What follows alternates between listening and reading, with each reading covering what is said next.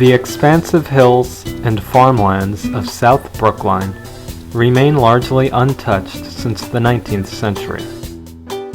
Beginning in the 1790s and continuing into the 1800s, the area's wide open spaces appeal to a number of wealthy Bostonians.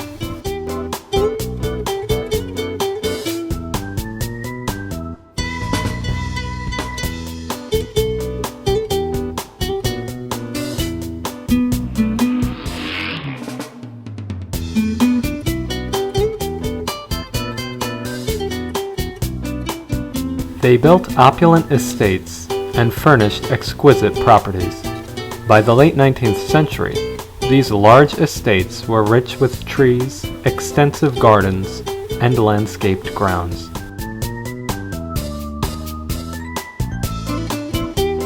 Preserved from much residential development, the area has witnessed the growth of largely upper-middle-class homes.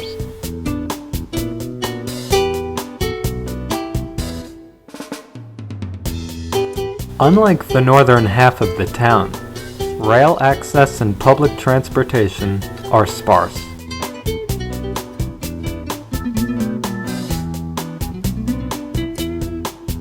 This, coupled with the area's affluence and appetite for automobiles, has seen a car culture of sorts develop, not unlike that of suburbia.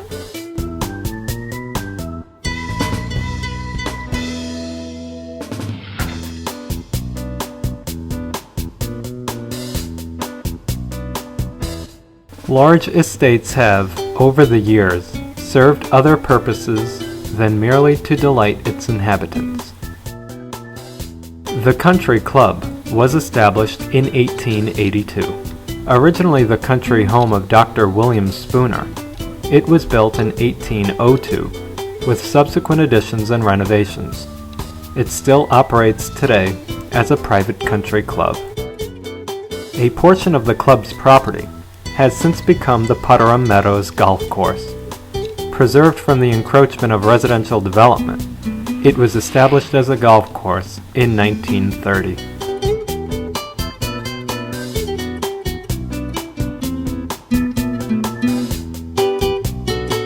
Also located in the neighborhood is the Lars Anderson Park.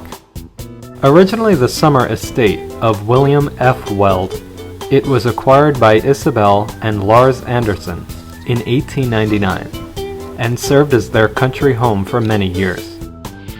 Anderson had served in diplomatic posts in the early 20th century.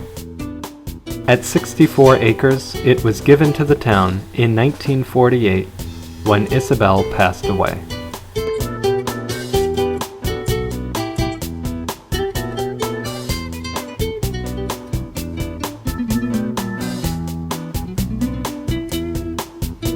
The original mansion no longer exists, as it was torn down in 1955. But the surrounding lands have since become a park.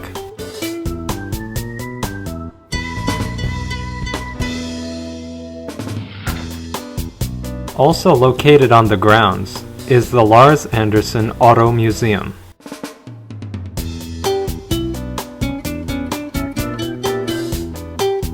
As well as the Putteram School, a colonial-era, one-room schoolhouse.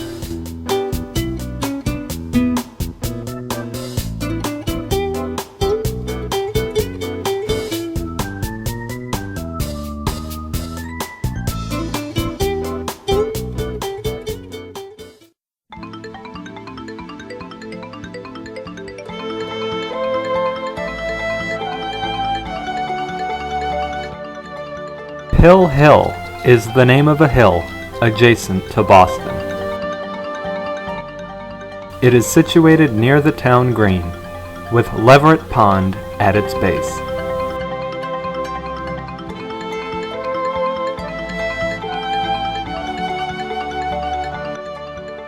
Also known as High Street Hill, the area was originally a part of Boston before it was annexed by Brookline. Much of its growth began in the 1840s, predominantly by a handful of individuals and companies The Brookline Land Company alone had by 1876 developed 30 acres of properties and 2 miles of roadway. With its upscale houses, the hill lent itself to many doctors in the 20th century, eliciting the name Pill Hill.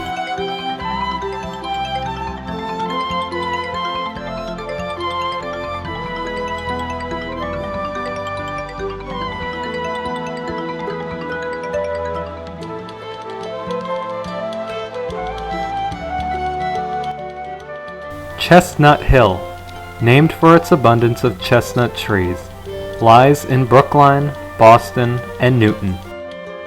The earliest growth occurred on the Newton side of the hill, when Francis Lee built the first estate, a country house, in the 1850s. It wasn't until the 1880s, however, that the Brookline portion began to witness development, as the rail lines afforded ease of access to and from the hill.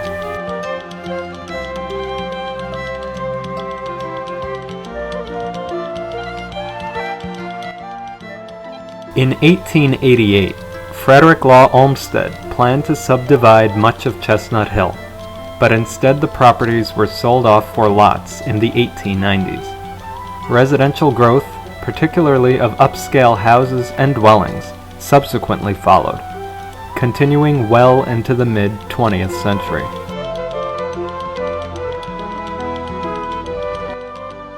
Of particular note, located on Chestnut Hill, is Pine Manor College, which opened on Heath Street in 1965.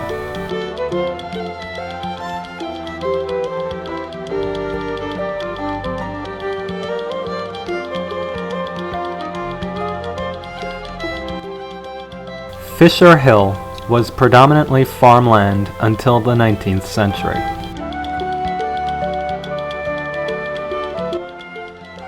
It was named for Francis Fisher, who had purchased land on Chestnut Hill Avenue. It saw little development until the 1880s, when Olmsted developed the area.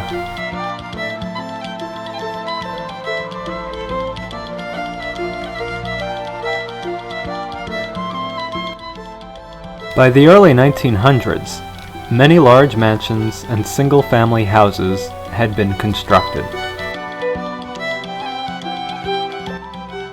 In 1914, threatened by the specter of apartments and high-density residential construction, a number of property owners entered into a pact to protect their properties from further infringement. This has preserved many of the hill's century-old houses.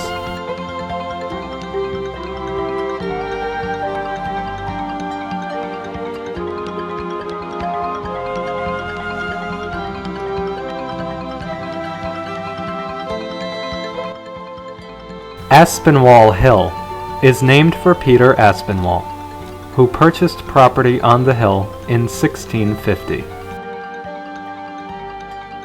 For nearly 200 years, the hill remained sparsely populated with few dwellings.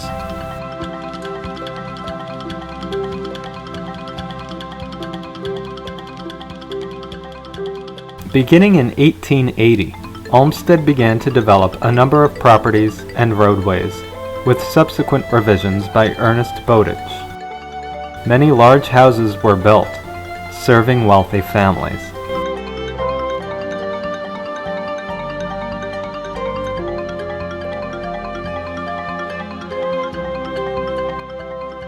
But a few were replaced by residential development in the late 19th and early 20th centuries. Along part of this hill are the famed Beaconsfield Terraces, which comprised townhouses with complementary parks and recreational facilities for its inhabitants.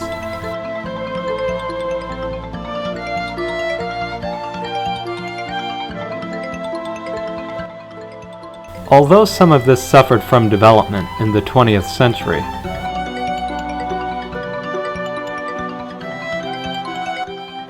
a number of stone townhouses remain standing and attest to the grandeur of a bygone age.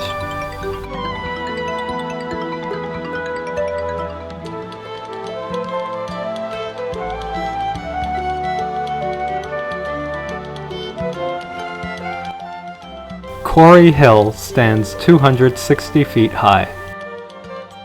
It was also known at an earlier time as the Great Hill. In the 18th century, it was the site of many grazing lawns and farms. Settled by Timothy Cory in the 1760s, much of the farmland was held by the Cory family for many years. By the late 19th century, with Beacon Street development transpiring at the base of the hill, residential growth soon began to creep up the hillside.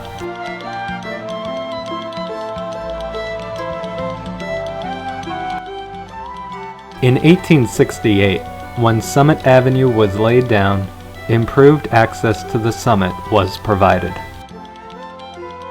Today, all that remains of Cory Hill's once fruit-rich fields and tree-laden pastures is a small park at the summit, offering views of Cambridge and Boston.